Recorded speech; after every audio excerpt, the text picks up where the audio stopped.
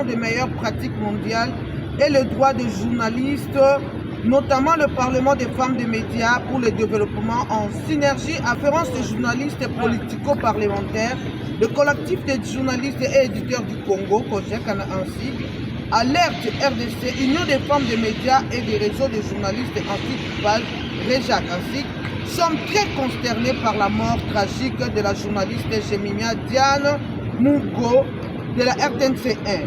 Victime d'une attaque violente et sauvage des hommes non autrement identifiés, nous déplorons également la mort de Madame Medine Biakunzu, identifiée de la RTNC2, victime d'un grave accident provoqué par la police et les circulations routières qui pourchassaient un motard sur la voie publique. Voilà pourquoi les organisations citoyennes de la presse, y compris les associations féminines de la ville de Kinshasa, expriment leur consternation et révolte suite à ces drames dont sont victimes les professionnels de la presse. Sur ce, nous condamnons l'assassinat de Jemimia Diane Mugo de la RTNC1, agressé violemment peu après son journal télévisé de 23h45. Et aussi la mort brusque de notre consoeur Medine Biakunzu de la RTNC2, victime d'un accident de circulation quelques temps après son travail. Nous exigeons au gouvernement de la RDC de garantir la sécurité des professionnels des médias, publics et privés, car c'est l'État congolais qui doit protéger les journalistes. D'autant plus que c'est à lui revient la sécurité des personnes et de leurs biens. Nous en appelons aux autorités compétentes, particulièrement le ministre en charge de l'Intérieur, Sécurité et Affaires coutumières, à mener des enquêtes sérieuses pour élucider les circonstances de ces actes inhumains.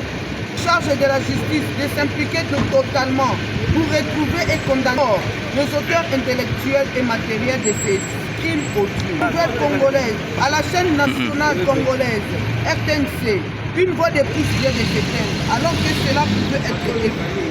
Par conséquent, nous demandons une seule chose à l'employeur, de baptiser le plateau TV où elle a presté pour la dernière fois Jemimia Diane Mugo. Une manière d'honorer sa mémoire et de veiller à la sécurité des personnels. Au Parlement de voter les lois qui visent la protection des journalistes avant, pendant et après le service. Nous invitons cependant la police nationale congolaise à mettre en œuvre les mécanismes efficaces et stratégies sécuritaires face à la criminalité et au banditisme urbain dans nos villes et dans le milieu rural. À la société civile de former des journalistes sur les mécanismes de protection et défense dans les zones à haut risque. Nous demandons aux partenaires, au développement et ambassades accréditées en République démocratique du Congo d'apporter leur appui technique, logistique et financier à la formation des personnels des médias sur les mécanismes de protection du journaliste et autres matières ciblées. Stable des médias publics et privés de mettre à la disposition des journalistes qui prestent tôt le matin et terminent tard les moyens de locomotion.